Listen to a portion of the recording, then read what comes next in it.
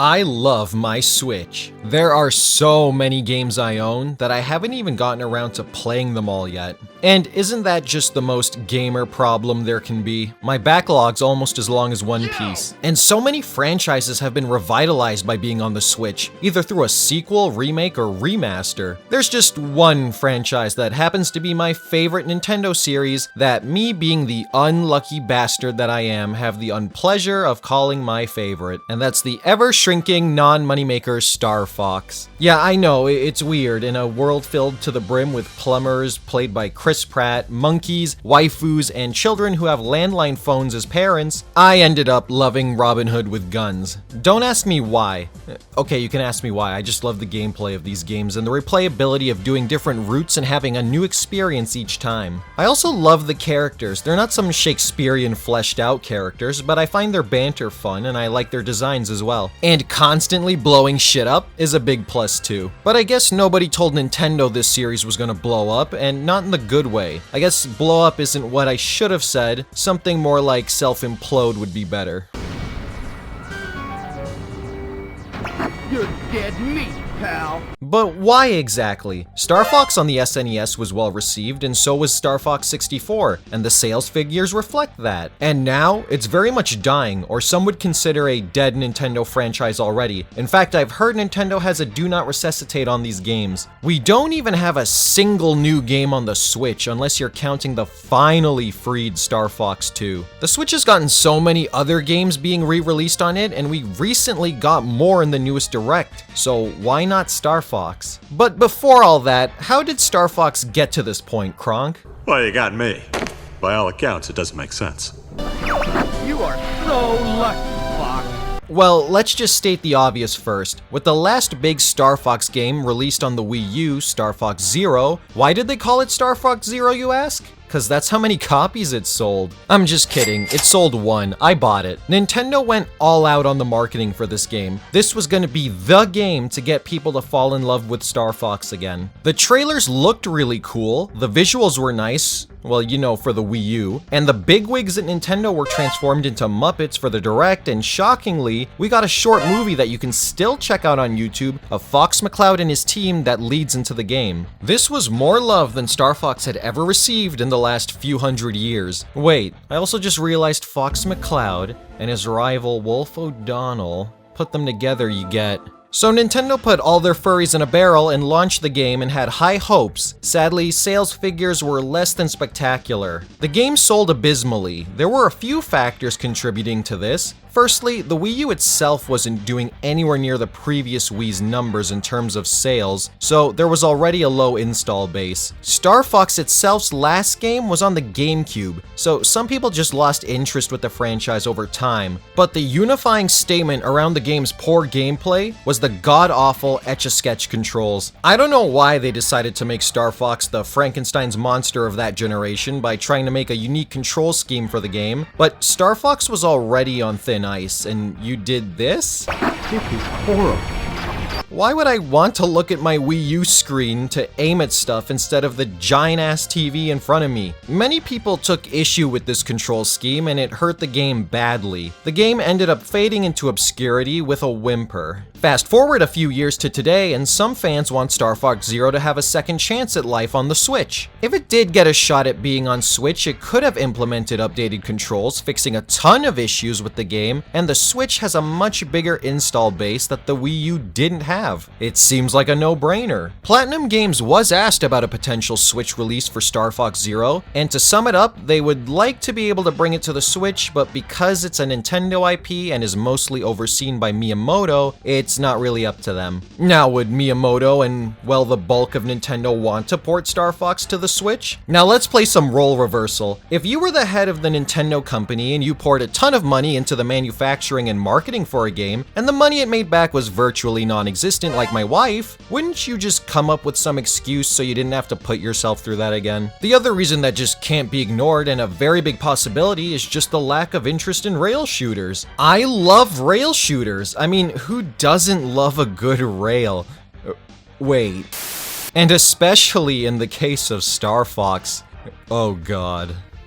Combining fun characters, space combat, and different planetary environments, all those things just enhance the experience for me. And with rail shooters, you have constant combat with nothing to break the momentum in between. And for me, it's a lot of fun, so personally I don't get why rail shooters aren't as popular, especially when it comes to more casual gamers, because they're pretty simple to understand and it's faster to grasp the controls. But with more games leaning into the open world experience and rail shooters being deemed too linear with not as much freedom, I get why this has been hurting Star Fox so much. I just can't help but think there is something Nintendo can do to make the experience feel new and fresh. I mean, they do that all the time with Mario and Zelda. They always find a way to make those franchises innovative with each installment, and don't seem scared to try new things, and most of the time they succeed at it. And that's a key phrase that I think scares some people with Star Fox: try new things. Nintendo, as per their track record, doesn't seem to be caged down to doing the same thing over and over again, sometimes. Even when fans may sometimes expect them to. I mean, just look at Zelda. Remember when everybody hated Wind Waker when it was first announced? Remember when Sunshine wasn't well received? Remember the Titans? But with Star Fox, especially Star Fox Zero, I don't know about the rest of you watching, but I wanted something new from Star Fox, and Zero basically just gave us Star Fox 64 again. And that's a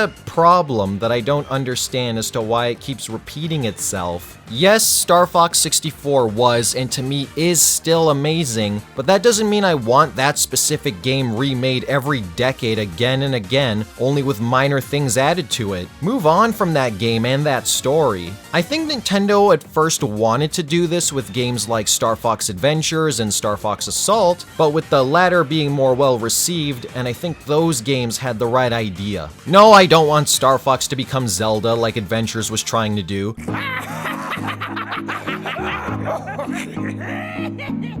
Well, they're laughing at you, Fox! But I have to at least give Nintendo some credit for trying something new. And yes to those watching who want to tell me that Adventures was its own thing before Nintendo hijacked it from Rare, I know. But can you blame them? I mean, if you asked a focus group full of kids, it would probably have gone something like this. Hey kids, do you like Star Fox?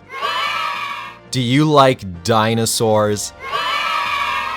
Alright, looks like we got a game. Now move them over to the Paper Mario room. Hey kids, do you like stickers? I mean, the premise sounds cool, I just wish instead of the magic staff you had guns like in Star Fox Assault. But what about a weapon? Why couldn't I bring my blaster? It's always the same with you, Fox. Shoot first, ask questions later. And speaking of assault, my eyes were assaulted with this. Dude, kutsak. Keo, dude, whoa. Okay, so this is another thing that I'm kind of okay with. It was just handled horribly here. I understand some of the hate for Crystal because she does almost nothing in Adventures and has the stupid sax music playing whenever she's on screen. Well, okay. I mean, sure, no problem.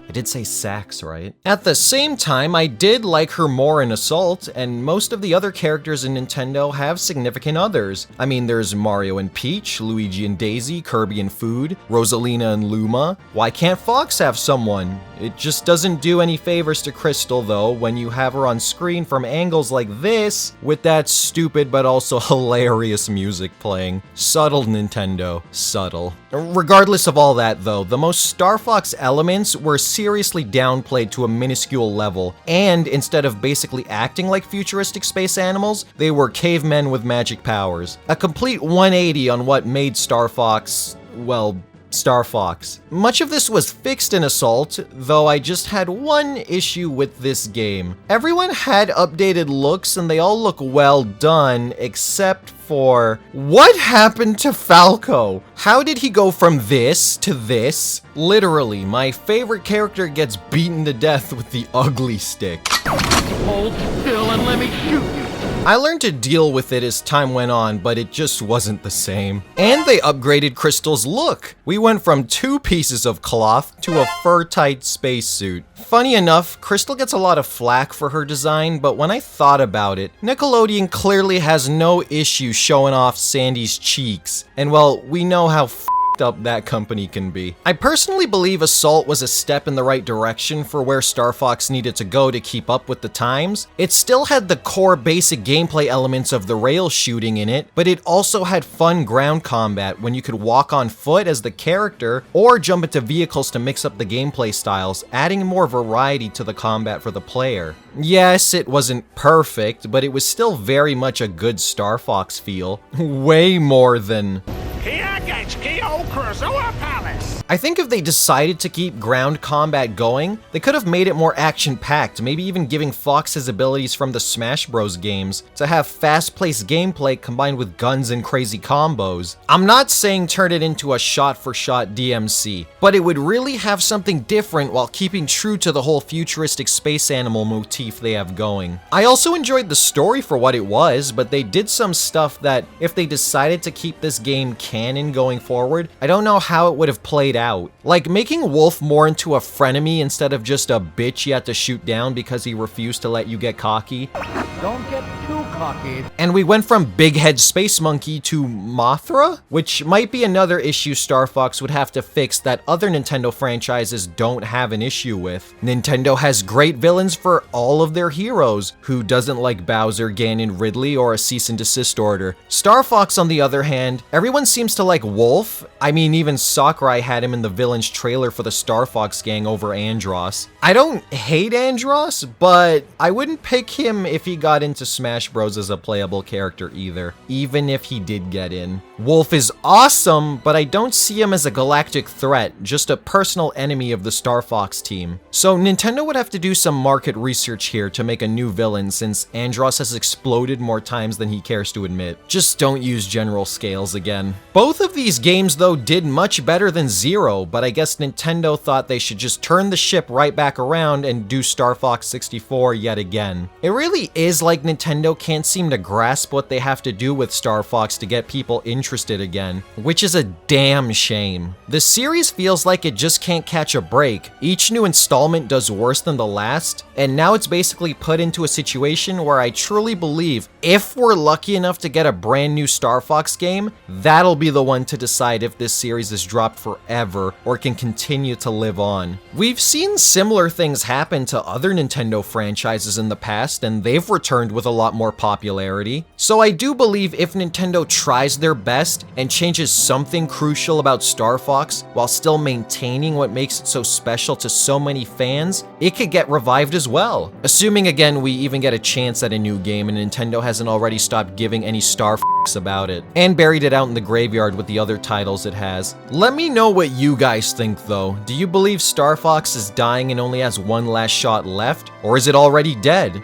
I guess if it is dead forever already, we'll always have Smash Bros to keep it alive. I know Nintendo is in a pickle with this franchise and there probably isn't a clear-cut solution, but I truly hope they can find one because I love these games and I want them to continue on new adventures spanning that wide galaxy. Thanks for watching and I'll see you guys later. Nath out.